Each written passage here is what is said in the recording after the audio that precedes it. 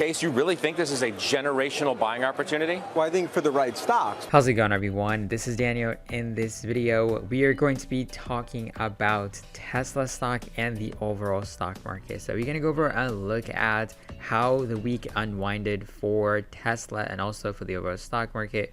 We're going to go over also look at what to expect for Tesla for next week. We have some important economic data we need to be watching out for next week that can affect the overall stock market. Also, we're going to be hearing from an analyst that sees this current market, even though we were selling aggressively to the downside, this is that once in a generational buying opportunity. So we're going to be hearing exactly why he believes that, because we're seeing a lot of big tech companies aggressively selling off this past few days. So we're going to go over and talk about that in this video in detail, so make sure you stay tuned. Now let's get right into the video. As you can see over here, we have Tesla stock that is sitting at $769.59. We're up 5.71%. We're looking at a pretty important price level, which is around $750. That's the support price level that we're watching. And we actually went above it, and we stayed above it, and we closed above that price point. That is relatively good. And when you look at for the week, the price action that we saw was very, very red. We aggressively sold off again and day after day after day. We were opening up on Monday sitting at $850, and the lowest that we made was around $680. And yesterday we talked about that, okay, this could potentially be the bottom for Tesla stock based off of the price action that we saw and how the bulls came in and bought the dip. And as you can see, we had a pretty decent bounce today. So when you look at also the overall stock market, we had a very good day except for healthcare stock. Yesterday, healthcare sector was doing relatively good compared to the overall stock market. Today, it was relatively slightly down, while we have this big tech companies having a pretty decent bounce that was expected. So we have Microsoft up 2%, more than 2%, Apple 3%, Google up 2.96%, Amazon 5%, Tesla up 5.7%, and also energy sector just continuously going higher and higher. And I just noticed today that I'm in Texas, gas prices are above $4. So I've never seen that happen, but hey, you know what? There's always a first time for everything. But let's go over and look at some important news that came out for Tesla and Elon Musk. So we have Elon Musk that is putting the Twitter deal on hold in spite of the fake account data that he received. So even on the earnings call, when Twitter announced their earnings reports, they mentioned that they're not going to be giving guidance for the next few months for quarter 2, quarter 3. And they specifically stated that some of the accounts, some of the people that are using on Twitter, there are some potential fake accounts, spam accounts that are relatively higher than reported. So right now the data is coming in at around 5% of all the total Twitter users. Are 5% of that is fake or spam accounts. And in spite of that, Elon Musk is deciding to put this massive deal on hold, this multi-billion-dollar deal on hold. So we'll see how this is going to potentially progress within the next few days. If we can get any kind of statement or renegotiation to happen, if the price that they're going to be selling Twitter, or the price that he's going to be buying Twitter, if that's going to be changing or anything like that. We'll see how things are going to be progressing. But as you can see, when you look at the stock price of Twitter, it gapped down significantly. It went down 9.67%, and we're basically back down to the price point level that we were before this Twitter news came out that Elon Musk was going to be buying them out. So we had this massive gap up in spite of that news that we had Elon Musk interested in acquiring Twitter. And the high that we made was $54, and we just consolidated in this price point level. And then right now, we basically gapped down. So this is going to be very interesting to watch out for how the news is going to potentially affect the Twitter stock. But when you go over and look at what happened with the overall stock market, yesterday we were looking at, okay, we saw some price action. We saw some pretty aggressive buying that happened with the bulls when they saw that we had a massive gap down. And they eventually came back, and we finished positive for the day. And today we got the bounce that we were expecting. We're up 2.39%. Of course, things can change pretty quickly in this market.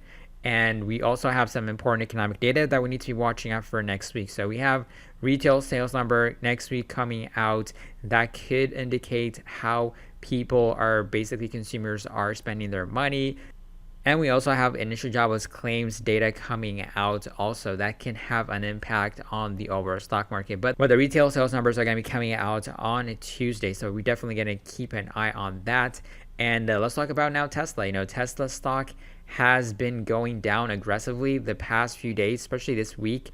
We have seen an aggressive sell-off for Tesla stock. As you can see, we continuously went down for consecutive days, and we eventually bottomed out around $680, and we got some bulls stepping in and buying Tesla when it dropped below $700. $700 is a key price point level that we talked about several times. That is the lows that we made when Russia announced the Ukraine war, your Ukraine invasion. We dropped to 700, and then we bounced back pretty nicely. And that could potentially happen again too, but this market is definitely unpredictable, especially with the inflation data that we're getting being extremely high. So for next week, we're definitely going to be watching the $750 price point level as a support. If we can stay above, we can have a continuation. That is going to be pretty good. And also another important price point level we're going to be watching is going to be $700. So what to expect for next week. If we get a continuation for Tesla on Monday, we might see Tesla pushing above $800. So if the bulls decide to show up again on Monday, we're going to be sitting above $800. However, if things don't pan out as planned, if we start the week in a red, we might potentially see Tesla stock sitting at around $700 to $730, which is right around over here. So we're going to be trading in a very tight range. So that's going to be the key price point levels to watch out for Tesla for next week. So now let's talk about the other big tech companies like Amazon, which has a stock split coming up. We're going to talk about Google, which also has a stock split coming up. They have been selling off aggressively. Amazon was sitting a few months ago, sitting at $3,400, and right now sitting close to, at one point yesterday, it hit $2,048, and today we bounced back pretty good. When you also look at Google, at one point it was sitting at $2,800. Right now, sitting at $2,321. Yesterday hit a low of $2,198. We also have Apple. At one point was sitting at $179. Right now is sitting at $147. Yesterday hit a low of $138. So we're seeing an aggressive sell-off happening across the board for big tech. And analysts are saying that, okay, this is once in a generation opportunity for people that want to start investing in the right companies, because we're seeing a massive discount within a short period of time, especially on these big multi-trillion-dollar companies like Apple. So we're going to be hearing from Dan Ives. He's an analyst that covered Tesla a lot, but in this video, this interview, he talked about exactly big tech, how to pick the right companies to invest in, why he believes that this is a great buying opportunity for these big tech companies. And also, let me know in the comments below if you agree with what he is saying. So let's check out the video. Case, you really think this is a generational buying opportunity? Well, I think for the right stocks, but because our viewpoint covering tech since late 99, in these downturns, you got to separate the froth from what we believe are the names that are going to be able to navigate, and valuations that we believe are way oversold. So I look at software, cybersecurity, I look at names like Microsoft, you look at names like Amazon, Apple, among others. That's why to us, we're not just going to sit here and say you paint them all with the same brush. It's a bifurcated tape. Okay, let's talk about the mega caps specifically. Because who's to say that these stocks deserved to be where they were before this recent sell-off? I take a look and I raised this issue, and I asked our team to put these numbers together because I wanted to raise this with you. If you look at where the PEs were for all of the mega cap all-stars, right? From the pandemic low, let's call that March 2020, okay? Apple's PE was 17. All-time high S&P, it got up to 30. Microsoft 23 got to 34. Alphabet 22 got to 25. Meta from 18 to 24. Nvidia from 27 to 58. The point being that a lot of these stocks, if not the whole group, got that burst because of all that the Fed was doing from liquidity, right? Now that the Fed's pulling that liquidity away, why shouldn't these stocks go back to where they were around the time that the Fed injected this liquidity? These stocks didn't run up in the manner in which they did on fundamentals, did they? And that's a great question. That would be a big debate. And ultimately, I just view it as fundamentally, when I look at the trends over the next, call it 2-3 years, when I look at the cloud trends, I look at semis, I look at AI, I look at what I believe is the fourth industrial revolution. You stress test these numbers. Look, this is the fundamentally different. The buy side, they're already looking now, 2023 numbers, assume mild recession ahead of the sell side. So my point is that numbers here relative, I mean, if you look at MFANG from an EBITDA perspective, I mean, 12 times, you're starting to look toward what I go almost be market multiples for what I view as probably the best growth names across tech. But see, like these stocks were used as, in some respects, bond proxies. In, I think, a large respect, defensive plays in an uncertain world during the pandemic. Can you make the argument to me today that Apple deserves to be at a 30 PE? Or does it deserve to be closer to the 17 where it was before the Fed put all of the punch in the bowl? Okay, so that's a good example. Let's just look at Apple. Yeah. The services business is a different business today, and I believe going forward, than it was 2 years ago. So you're talking about an $80 billion revenue stream that basically has been a big part of the re-rating in Apple. And it's always been my contention, Apple's a name. When you look at it as straight PE, instead of sum of the parts in terms of looking at services and hardware, you ultimately, what I believe is, undershoot what should be the core valuation. So my point here is that I'm not saying the froth, the web vans, the global crossings, what we saw in 2000.com front and center, that's not going to happen. I'm just saying you have to separate the have and have-nots, and valuation here relative to when we go back to 08, 09 and even 01, 02 relative to growth.